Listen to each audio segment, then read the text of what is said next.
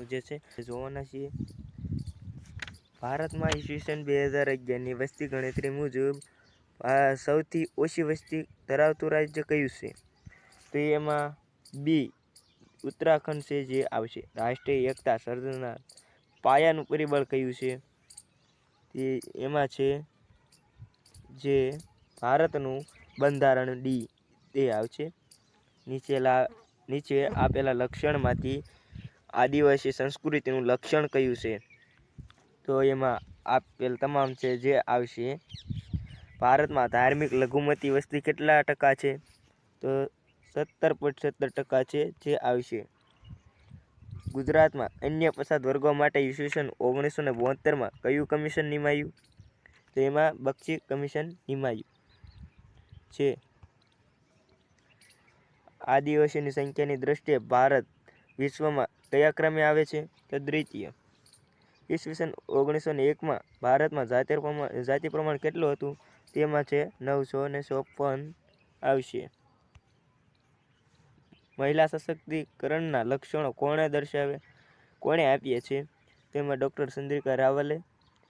સંસ્કૃતિકરણ માટે શ્રી શ્રીનિવાસે સૌપ્રથમ કયો શબ્દ પ્રયોજ્યો હતો? તેમાં આવશે સી બ્રાહ્મણીકરણ।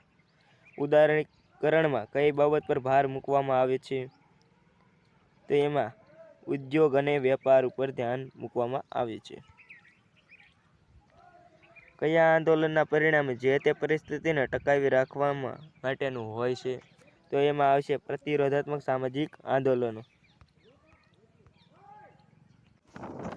ફિલ્મ સેન્સર બોર્ડનું ગઠન ક્યારે કરવામાં આવ્યું?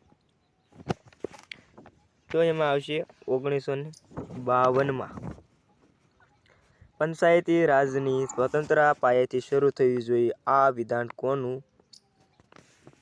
તો એમાં આવશે મહાત્મા ગાંધી।